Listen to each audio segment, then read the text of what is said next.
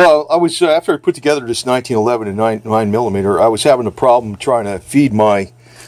These are reloads from like 20 years ago, and you can see there's like, well, they're hollow points. And there's like a sharp edge over here. When they were catching like on the feed ramp, and most of the time they wouldn't feed right. You know, I'm trying to cycle them by hand. And I said, well, that ain't going to work even when I'm shooting it right.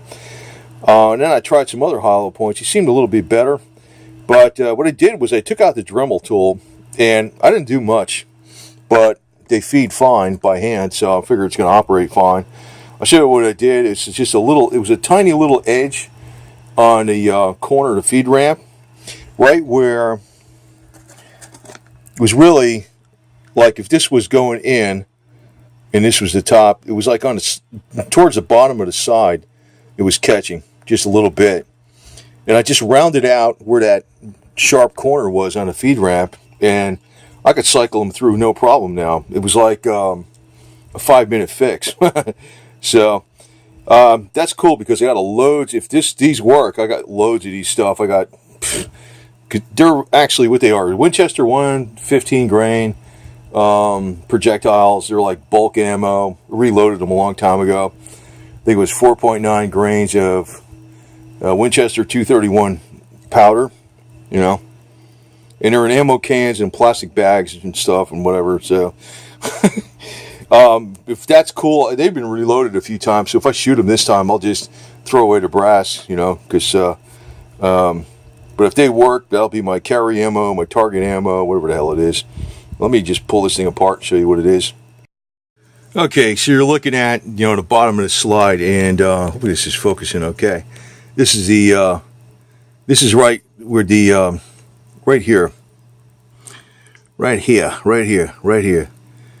This is where the projectile feeds into the barrel. It's like the feed ramp on the barrel. It wasn't a feed ramp on the frame or nothing. It was catching right on the side right here, and on this side right here. Not on the bottom so much, but I went all around, and there's like a sharp corner right here. I just took the stone, like a cone-shaped stone on a Dremel at low speed. I just went around there, and then I tried to cycle these through, and they cycle through fine. So sometimes a minor modification.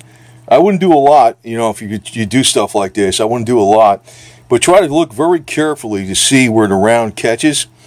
You know, at first I was suspecting the magazine, but I says, you know, they sell these magazines to work with this specifically, so. And I was thinking, well, they should work. Maybe I had one that was bent a little bit, but no, it was, when I look real careful, it was right here is where, you know, the frame, you know, I don't know, I can't show you, well, the frame, you can see this part right in here. That's one, you know, it's all same angle where the frame is. Then it goes into the barrel feed ramp, I guess you call that, right here. But there's just a little sharp corner on here that was catching, like on the right on here, on this edge right here. Like, I'm sure this would have worked absolutely fine with regular round nose ammo, and I ordered some of that stuff.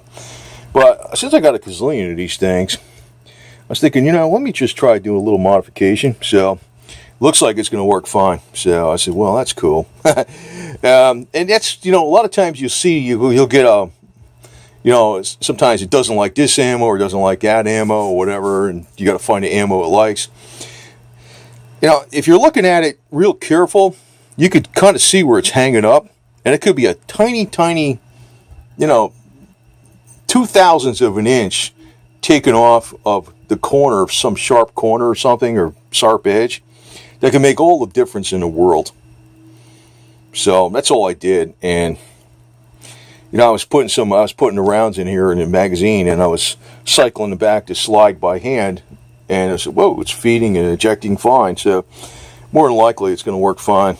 So, but that was kind of like good, because I got a lot of these because this was brass that was, you know, it was, you know, on the military ranges, they just leave all the brass there. I used to collect it. I freaking reloaded all of them, and I got a bunch of, that's how I used to shoot. I used to use the military brass, and Just get the 115 grain.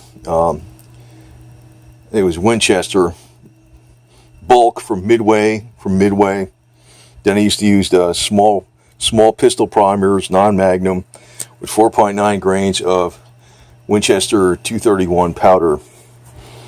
And you do like a whole bunch of them real cheap, man. But I was thinking, I wanted these to work. I was 100% sure that the round nose, the Full Metal Jacket round nose would work, but it looks like these will work now too. So if you're looking at, if your weapon doesn't cycle some particular ammo, it could be like 1 or 2, maybe 2/1000ths of an inch of something where it's catching some material, and maybe it is in the magazine. It's probably right where. Well, who's that? Just the edge of the feed ramp, especially towards, this thing really, it's that sort of goes in there. There's it's like a corner on there. It's like a sharp edge. I just took this stone on a Dremel and just, especially around here, on this more to the sides, because that's where it was catching on that wide mouth of that hollow point thing. So should work good now. So anyway, that's a wrap. I'm kind of happy with that. So hopefully I'll get out here and shoot it pretty soon. But I'm sure it's going to work now. And by the way, the slide on this thing must be made out of stainless steel. I was waiting to see some signs of rust.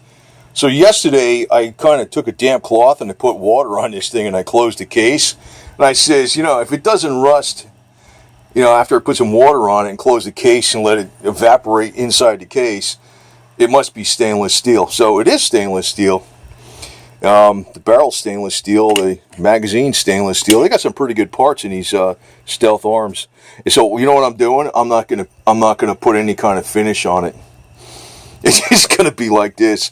It's gonna be the 775 T6 aluminum and the stainless steel slide. It's just gonna look like that. It looks okay. And when I'm looking at it, I'm thinking why put a finish on it when it can just get scratched? If it's metal, I mean, the metal is not going to, it's the metal, the stainless steel, and the 775 T6 aluminum doesn't really get tarnished. It's really got to be subjected to weather a real lot. This is way more durable than bluing. So if you just put a real light coat of oil on it too, I mean, it's plenty. I'm not going to mess around with putting a finish on it. To me, it looks fine like that. I like the two-tone gray with the black. It's got some little scratches in there from when I was putting some things together. But, hey, it's fine by me. It's fine by me. I just want it to work good. It probably is going to work very well, even with these reloaded hollow points. I know these worked well with my Beretta. That's why I didn't just... I used to fire the Beretta with these all the time. The 92 or the M9, whatever you want to call it. The military version is called M9, but it's a 92. Works fine. I was thinking, oh God, it would suck if it doesn't. It looks like it's going to feed now, just for that minor modification. So I'm really super happy with this thing. Tell you the truth, when I was putting it together, I was like, what the heck did I buy this kit for? I could have just bought one and and had it put together. But now that I did it, I said, wow, it's a hell, now that I think back, now that I understand it, if I ever did another one, it'd be a lot easier. But what I like is that I understand all the parts in the pistol now, right? It's like, I didn't understand this stuff, man. When I was putting this together, I was like, I fired a lot of the 45s. This is a 9mm version. I fired the 45 a lot. That's my favorite one. And that's why I got this, because I'm familiar with it. So, to each his own. Whatever people, it's a good weapon, but hopefully you never have to use it in real. But that's what are you going to do, right?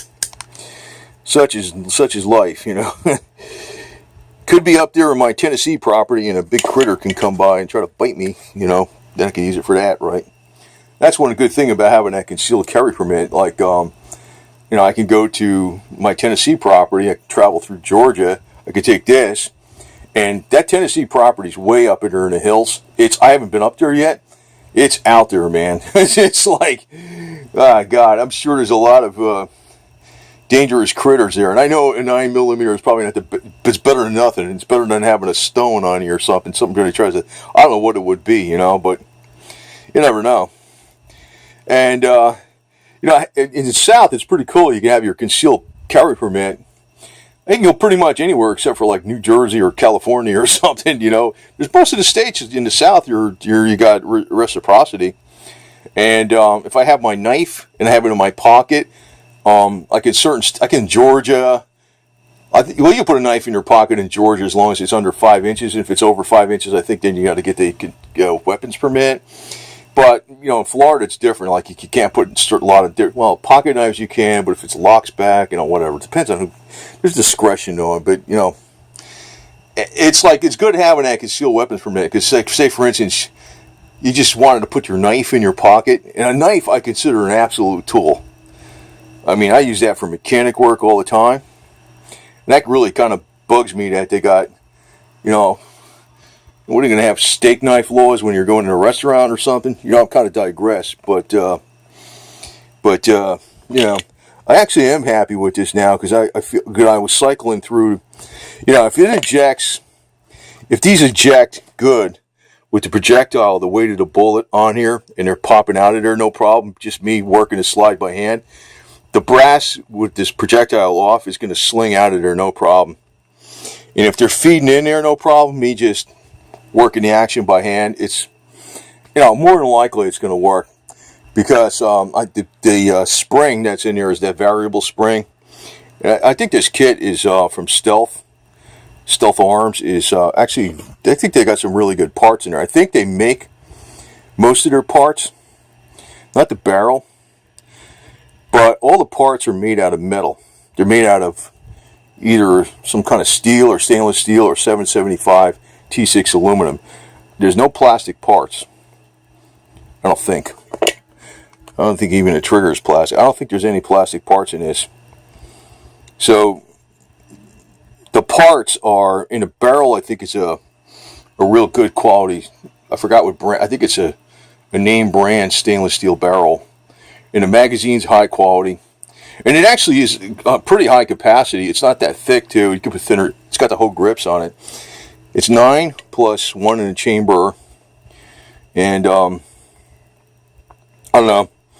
I think I'm going to be very happy with this. So, and 9mm, I got the 9mm because if with the lighter frame, the 775 T6 aluminum, it in a commander length, I have to call it commander. It's 4 1/4 inches on the slide. You know, the full slide is out to here. You know, so you can use it for concealed carry, but it's still like pretty close to a full-size one, but it's thinner because it's single stack. There's plenty of shots in here, you know. But it could come in handy for, you know, you don't know. I mean, it could be, you know, some wild animal can be coming after you or something. I mean, 9mm ain't the best thing in the world for it, but it's, like I said, it's better than a stone. Not that I plan to. But if you're out there in the woods, man, you're kind of stupid not to have a gun with you. You know, if you're really out there. And this thing works pretty damn good. I mean, I'm surprised. I'm very, very happy I put this together. I'm going to tell you honestly again, while I was putting it together, I was like thinking to myself, what the hell did I buy this damn thing for? Because I did not understand how to. It took me a long time to figure out, even though I was watching them on videos. It took me a long time to actually put the parts in here, but then once I figured it out, I says, oh, duh, you know? and now I feel like, you know, this is a good enough weapon, and you can get them in 9mm, 45. You got a 22 long caliber kit for them. You got a 40 Smith & Wesson. You know, it's pretty versatile. And, yeah, I mean, you got the 380 officer one, you know, the one that's even shorter than this. I mean, and if you understand it, it's like, you know, if you get something else, another brand, then you got to, maybe it works, but then if something goes wrong with it inside, do you understand all the parts? Do you see, now I understand all the parts. This thing's, it's like a, you know, the 1911 is like the small block Chevy of the gun world, right? So, And it looks like, anytime you got a little minor problem, like, this gun doesn't feed right. Well, it looks like, a little minor touch up with a little stone in your Dremel will fix that in short order. So anyway, over now, very happy I got this. It's, and now I'm thinking, wow, if none of this stuff rust, no finishes going on there. I ain't got to worry about nothing getting chipped or no paint, nothing. To hell with it. It's great. It's good to go. There's Feather on the couch. I always keep my clean clothes on the couch and they lay on them. So, and there's Rocky down there. Boy, is she a happy cat. Is she a happy cat, boy. I'm glad she's doing well. All four of them are out. 2 are outside, and Onyx always hangs around his mama. And Paws was inside a little bit too, so. You're a happy girl, aren't you? Sure are.